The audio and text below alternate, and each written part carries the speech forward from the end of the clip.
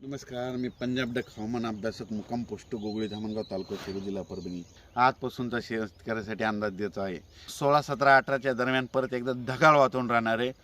म्हणजे हे देखील अंदाज लक्षात घ्यायचा. मागच्या अंदाजामध्ये सांगितलं होतं की राज्यामध्ये 6, 7, 8, 9, 10 दरम्यान राज्यात भाग बदलत पाऊस पडणार, तर तसा पाऊस पडला. 15 दिवस आता थंडीची लाट येणार आहे, म्हणून हे अंदाज लक्षात घ्यायचा.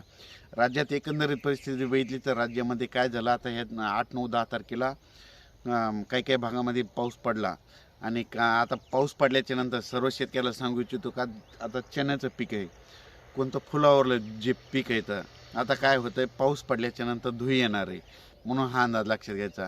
आणि तुम्हाला एक सांगू इच्छितो की उद्याच्याला धुई धुके येणार आहे. आता पाऊस काय आता उद्यापासून येणार नाही, म्हणून हे अंदाज लक्षात घ्यायचा.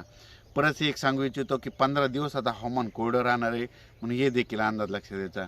आणि ज्यांच्याकडं हरभऱ्याचं पीक आहे त्या शेतकऱ्यांनी काय करायचं, फुलावा असताना थोडा ट्रेस द्यायचा. ट्रेस दिल्याच्या नंतर काय होतं, घाट्याची संख्या वाढते, फुलामध्ये जास्त पाणी द्यायला जमत नाही. आणि तुम्हाला एक सांगू इच्छितो, धुई आल्याच्या नंतर एक बुरशीनाशकाची आणि एक चांगल्या कीटकनाशकाची फवारणी करून घ्या. असं केल्याच्या नंतर तुमच्या हरभऱ्याला देखील उतार आहे. पण आता राज्यामध्ये 12 जानेवारीपासून ते 25 जानेवारीपर्यंत हवामान कोरडं राहणार आहे, पाऊस काही येणार नाही, म्हणून हा अंदाज लक्षात घ्यायचा. अचानक वातावरणात बदल झाला तर लगेच एक मेसेज दिला जाईल. धन्यवाद.